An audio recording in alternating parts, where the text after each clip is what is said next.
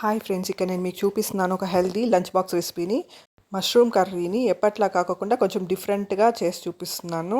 చపాతీ కాంబినేషన్తో చాలా బాగుంటుంది ఈ కర్రీ. ముందుగా మిక్సీ జార్లోకి అయితే అల్లం, వెల్లుల్లి, పచ్చిమిర్చి, 2 టమోటాలను అయితే కట్ చేసి వేసుకోవాలి.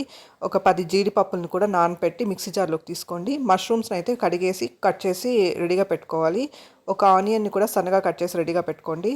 ఆల్రెడీ నానపెట్టుకున్న జీడిపప్పును కూడా మిక్సీ జార్లోకి తీసుకొని మెత్తటి పేస్ట్లా చేసుకోవాలి. ఇక్కడ చూసారు కదా, పేస్ట్ అయితే రెడీ అయిపోయింది. మెత్తటి పేస్ట్లా చేసుకున్నాము.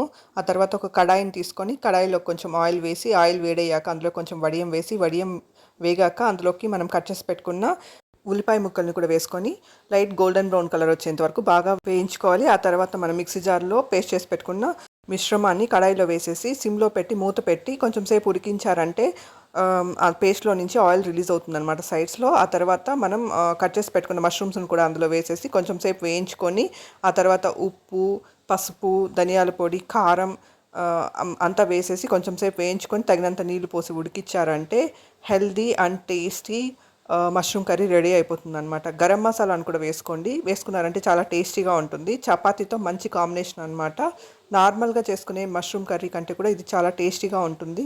జీడిపప్పులు వేయడం వల్ల కర్రీకి చాలా టేస్ట్ అయితే వస్తుంది. చపాతీతో మంచి కాంబినేషన్ అనమాట. పిల్లలు కూడా ఇష్టంగా తింటారు. Thank you for watching my video. Thank you. Please subscribe.